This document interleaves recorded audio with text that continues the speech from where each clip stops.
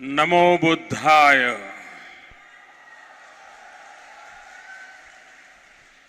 नेपाल के प्रधानमंत्री सम्माननीय श्री शेर बहादुर देउबा जी, आदरणीय श्रीमती आरजू देउबा जी, सभा में उपस्थित नेपाल सरकार के मंत्रीगण, बड़ी संख्या में उपस्थित बौद्ध भिक्षु एवं बौद्ध धर्मावलंबी, विभिन्न देशों से पधारे गणमान्य अतिथिगण, देवी और सज्जनों, बुद्ध जयंती को पावन अवसर में यह सभा में उपस्थित यहाँ हरू सबैलाई संपूर्ण नेपालवासीहरूलाई र विश्वका सबै श्रद्धालु जनलाई लुम्बिनीको पवित्र भूमिबाट बुद्ध पूर्णिमाको धेरै धेरै शुभकामना।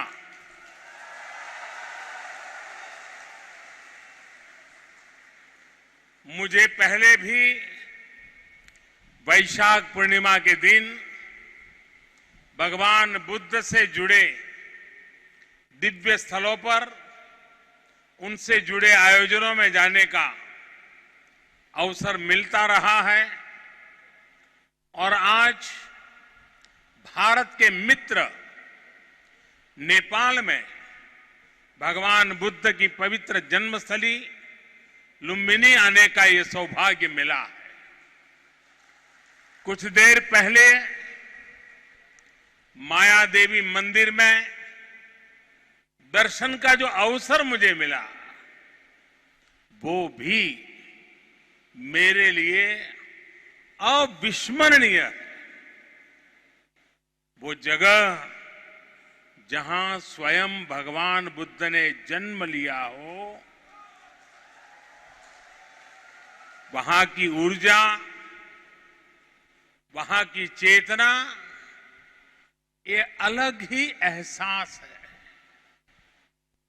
मुझे देखकर भी खुशी हुई कि इस स्थान के लिए 2014 में मैंने महाबोधि वृक्ष की जो सैपलिंग भेंट की थी, वो अब विकसित होकर एक वृक्ष बन रहा है। साथियों, चाहे पशुपतिनाथ जी हो, मुक्तिनाथ जी हो, चाहे जनकपुर धाम हो या फिर लुम्बिनी में जब जब नेपाल आता है, नेपाल अपने आध्यात्मिक आशीर्वाद से मुझे कृतार्थ करता है। साथियों, जनकपुर में मैंने कहा था कि नेपाल के बिना हमारे राम भी अधूरे हैं।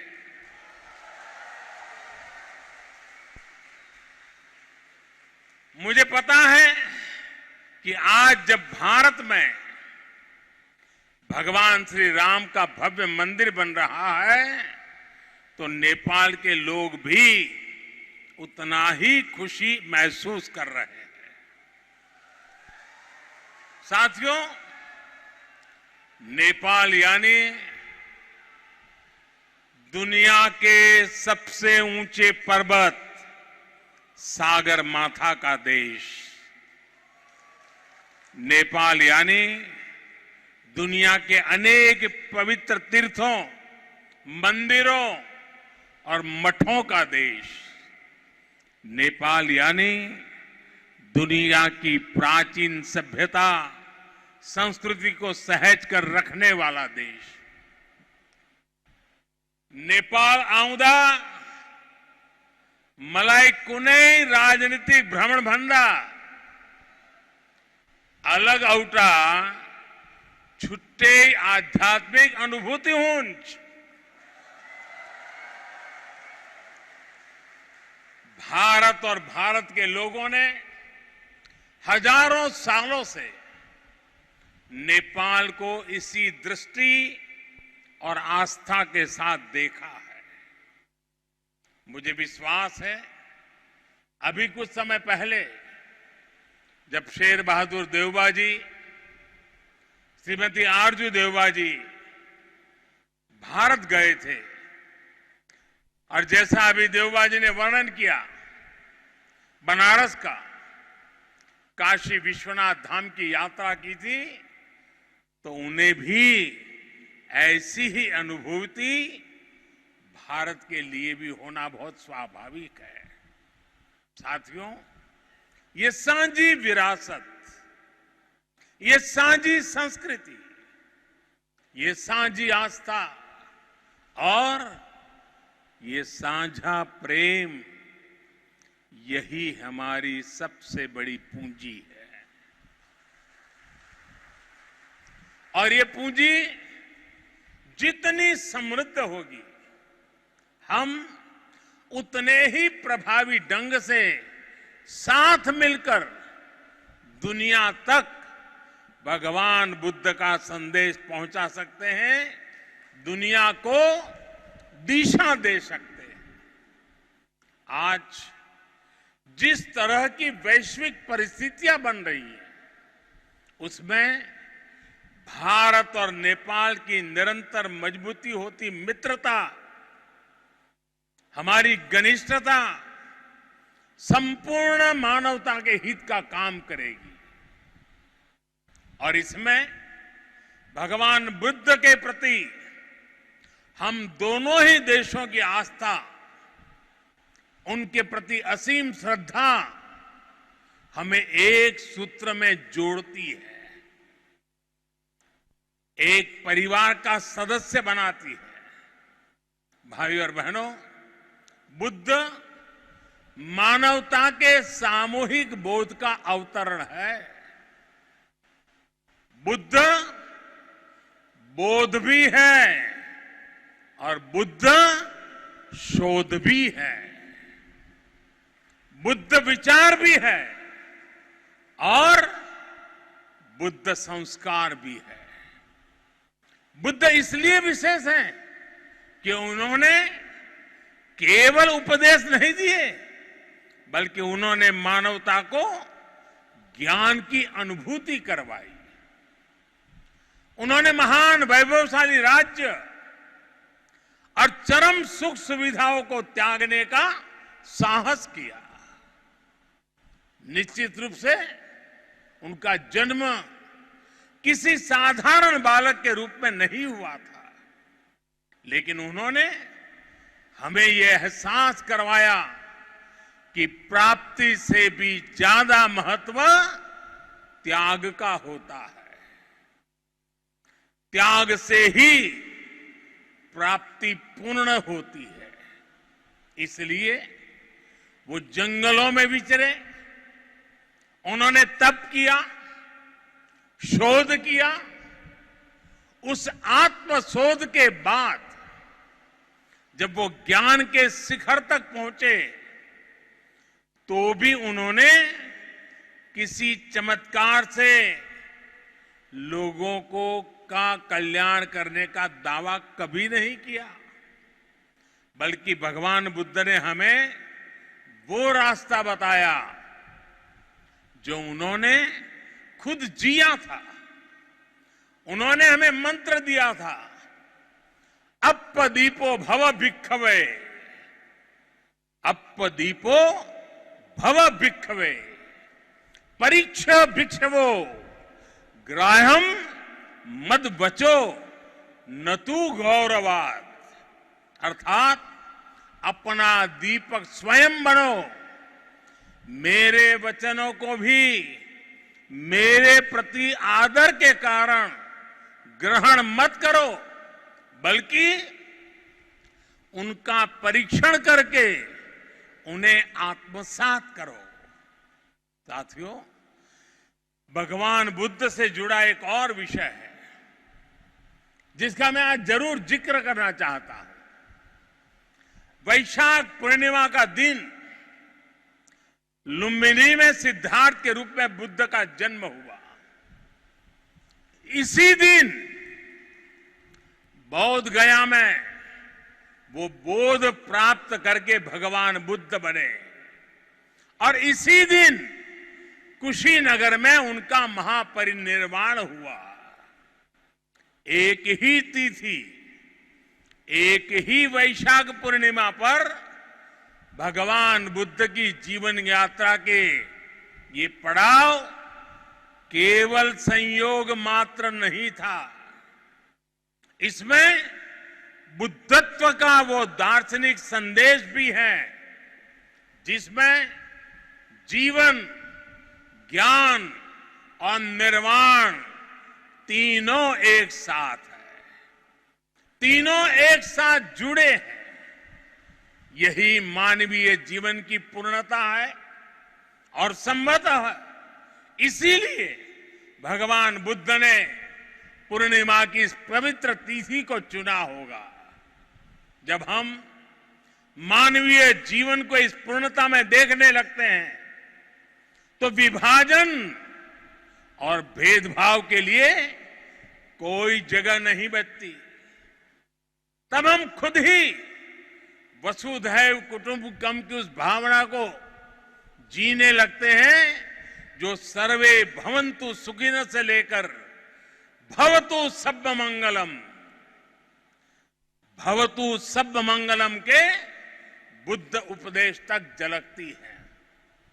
इसलिए भौगोलिक सीमाओं से ऊपर उठकर बुद्ध हर किसी के हैं, हर किसी के लिए है। साथियों, भगवान बुद्ध के साथ मेरा एक और संबंध भी है जिसमें अद्भुत संयोग भी है और जो बहुत सुखद भी है। जिस स्थान पर मेरा जन्म हुआ, गुजरात का वडनगर, वहां सदियों पहले बौद्ध शिक्षा का बहुत बड़ा केंद्र था। आज भी वहां प्राचीन अवशेष निकल रहे हैं जिनके संरक्षण का काम जारी है। और हम तो जानते हैं हिंदुस्तान में कई नगर ऐसे हैं, कई शहर, कई स्थान ऐसे हैं जिसको लोग बड़े गर्व के साथ उस राज्य के काशी के रूप में जानते हैं। भारत की विशेषता रही है और इसलिए काशी के समीप सारनाथ में मेरी आत्मीयता आप भी जानते हैं। भारत में सारनाथ, बोध गया और कुशीनगर से लेकर नेपाल में लुम्बिनी तक ये पवित्र स्थान हमारी सांझी विरासत और सांझे मूल्यों का प्रतीक है। हमें इस विरासत को साथ मिलकर विकसित करना है और आगे समृद्ध भी करना है। अभी हम दोनों देशों के प्रधानमंत्रियों ने यहां India international centre for Buddhist culture and heritage का शिलान्यास भी किया है। इसका निर्माण international Buddhist confederation of India द्वारा किया जाएगा। हमारे सहयोग के इस दशकों पुराने सपने को साकार करने में प्रधानमंत्री देवबा जी ने उनका अहम योगदान है। लुम्बिनी डेवलपमेंट ट्रस्ट के अध्यक्ष के रूप में उन्होंने इंटरनेशनल बुद्धिस्ट कॉन्फेडरेशन को इसके लिए जमीन देने का निर्णय लिया था और अब इस प्रोजेक्ट को पूरा करने में भी उनकी ओर से पूरा सहयोग किया जा रहा है। इसके लिए हम सभी हृदय से उनके आभारी हैं। मुझे खुशी है कि नेपाल सरकार बुद्ध सर्किट और लुम्बिनी के विकास के सभी प्रयासों को सहयोग दे रही है, विकास की सभी संभावनाओं को भी साकार कर रही है। नेपाल में लुम्बिनी म्यूजियम का निर्माण भी दोनों देशों के साझा सहयोग का उदाहरण है। और आज हमने लुम्बिनी बुद्धिस्ट यूनिवर्सिटी में doctor Baba Saheb Ambedkar chair for Buddhist studies स्थापित करने का भी निर्णय लिया। साथियों, भारत और नेपाल के अनेक तीर्थों ने सदियों से सभ्यता, संस्कृति और ज्ञान की विशाल परंपरा को गति दी है। आज भी इन तीर्थों में पूरी दुनिया से लाखों श्रद्धालु हर साल आते हैं। हमें भविष्य में अपने इन प्रयासों को और गति देनी होगी। हमारी सरकारों ने भैरवा और सोनौली में इंटीग्रेटेड चेक पोस्ट बनाने जैसे फैसले भी लिए हैं। इसका काम भी शुरू हो गया है। ये पोस्ट बनने के बाद बॉर्डर पर लोगों के आवागमन के लिए सुविधा बढ़ेगी। भारत आने वाले इंटरनेशनल टूरिस्ट ज्यादा आसानी से नेपाल आ सकेंगे। साथ ही इससे व्यापार और जरूरी चीजों के ट्रांसपोर्टेशन को भी गति मिलेगी। भारत और नेपाल दोनों ही देशों के बीच मिलकर के काम करने के लिए ऐसी अपार संभावनाएं हैं। हमारे इन प्रयासों का लाभ दोनों देशों के नागरिकों को मिलेगा। साथियों, भारत और नेपाल बीच को संबंध हिमालय जस्ते अटल छे। हिमालय जति के पुरानो छे। हमें अपने इन स्वाभाविक और नैसर्गिक रिश्तों को हिमालय जितनी ही नई ऊंचाई भी देनी है।